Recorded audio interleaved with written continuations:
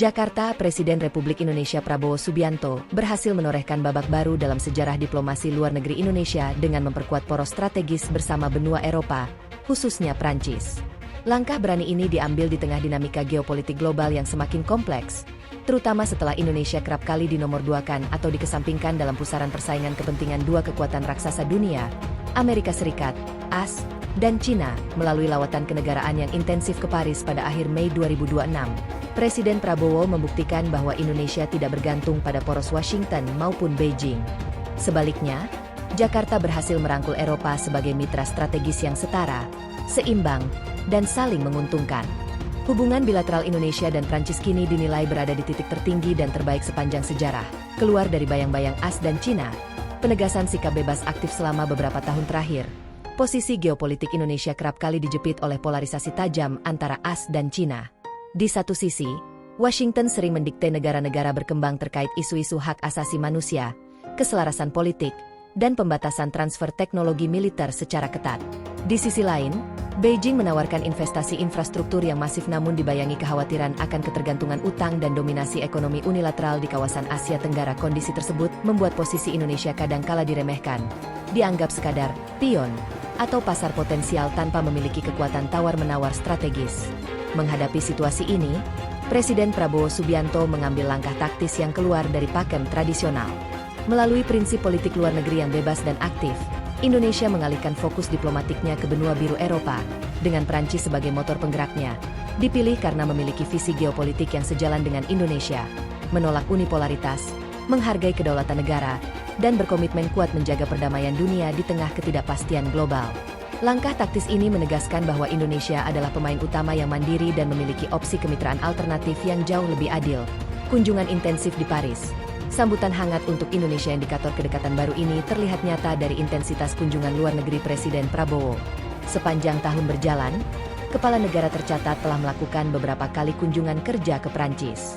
Puncaknya terjadi pada Kamis, 28 Mei 2026. Saat Presiden Prabowo menggelar pertemuan bilateral dengan Presiden Prancis Emmanuel Macron di Istana Élysée, Paris berbeda dengan sambutan birokratis yang biasa diterima dari negara besar lainnya. Pemerintah Prancis memberikan penghormatan militer dan upacara kenegaraan penuh yang sangat khidmat di Kompleks Les Invalides, serta Bandara Orly. Prancis secara terbuka memandang Indonesia sebagai jangkar stabilitas politik dan ekonomi di kawasan Asia Tenggara, sekaligus jembatan penghubung utama antara Eropa dan ASEAN. Dalam konferensi pers bersama di Istana Élysée, Presiden Prabowo menyampaikan rasa hormat yang mendalam atas kepemimpinan Presiden Macron yang berani mengambil sikap positif dan tegas dalam isu-isu internasional. Hubungan Indonesia dan Prancis berada di tingkat yang terbaik selama ini. Ini tidak lain adalah karena dukungan langsung dari Presiden Macron, ujar Presiden Prabowo di hadapan para jurnalis global. Membawa pulang kesepakatan jumbo senilai 3,5 dolar Amerika miliar. Diplomasi tingkat tinggi ini tidak sekadar menghasilkan foto jabat tangan formal, melainkan membawa hasil konkret bagi perekonomian nasional.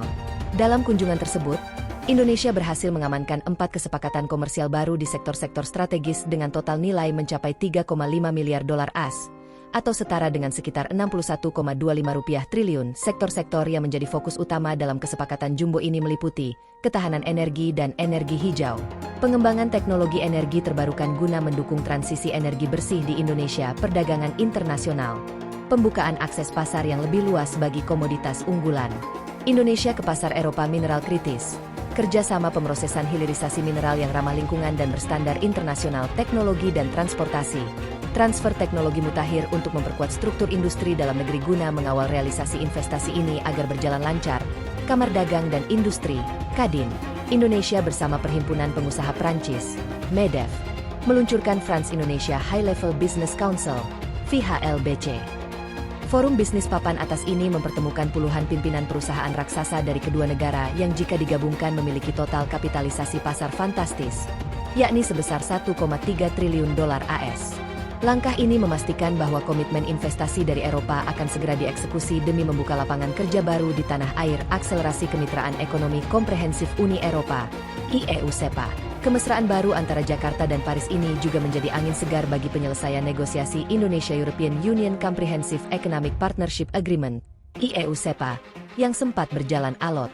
Selama ini, sejumlah negara Eropa menaruh kecurigaan dan menerapkan regulasi ketat terhadap komoditas Indonesia seperti kelapa sawit dan produk kehutanan. Namun, Dengan posisi Prancis sebagai salah satu pilar terkuat di Uni Eropa, Presiden Macron menyatakan dukungannya secara penuh untuk mempercepat pengesahan perjanjian ekonomi komprehensif tersebut.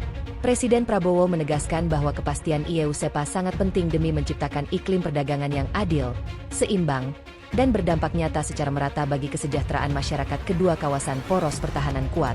Kemitraan militer tanpa syarat politis salah satu alasan mendasar mengapa Indonesia mengalihkan kiblat kemitraan taktisnya ke Prancis adalah fleksibilitas di sektor pertahanan. Di masa lalu, modernisasi alat utama sistem persenjataan, alutsista, TNI kerap kali terhambat oleh embargo sepihak dari AS atau kekhawatiran infiltrasi teknologi dari Cina. Prancis hadir sebagai juru selamat dengan menawarkan skema kerjasama militer yang mandiri, tanpa embargo, serta bersedia melakukan transfer teknologi, TOT, dan produksi bersama, joint production, dengan industri pertahanan dalam negeri seperti PT Pindad dan PT PAL. Pembelian jet tempur canggih generasi 4.5 Rafale dan kapal selam kelas Scorpene menjadi bukti nyata bahwa Prancis memandang militer Indonesia sebagai mitra strategis jangka panjang.